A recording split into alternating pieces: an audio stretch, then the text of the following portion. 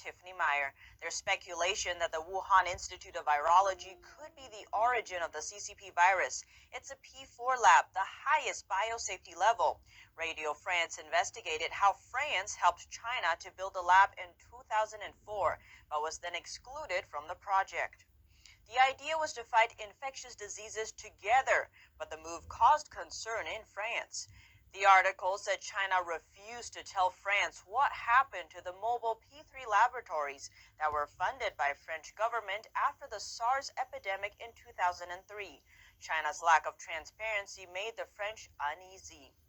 So some in the French government thought problems would also come with the P4 lab project. In 2015, France gave up its co-chairmanship position on the commission that supervised the P4 lab, describing the lab as a very Chinese tool.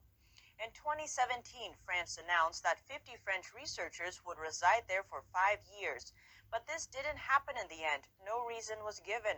The Washington Post reported in January 2018 that the American embassy visited the lab and saw it was studying bat coronaviruses. They said the lab's security measures were insufficient and alerted Washington. Sweden's second largest city, Gothenburg, is canceling its sister city relationship with Shanghai. The two have been tied for 34 years. It comes after Sweden shut down all Confucius Institutes in the country, the first European state to do so. There's a new movement growing in Italy of people wanting to sue the Chinese regime for the pandemic. An online petition just launched lets Italians affected by the virus seek compensation from Beijing.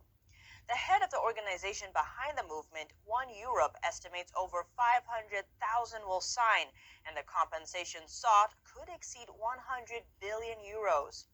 And a popular hotel in the Italian Alps is also suing China for damages. It says China failed to inform the WHO in a timely manner, causing the pandemic to spiral out of control. The hotel was fully booked for the ski season, but suffered devastating losses as all hotels were forced to close on March 12th. This follows lawsuits from India and some U.S. states. British think tank Henry Jackson Society published a 44-page report analyzing the legal basis for suing Beijing over the virus.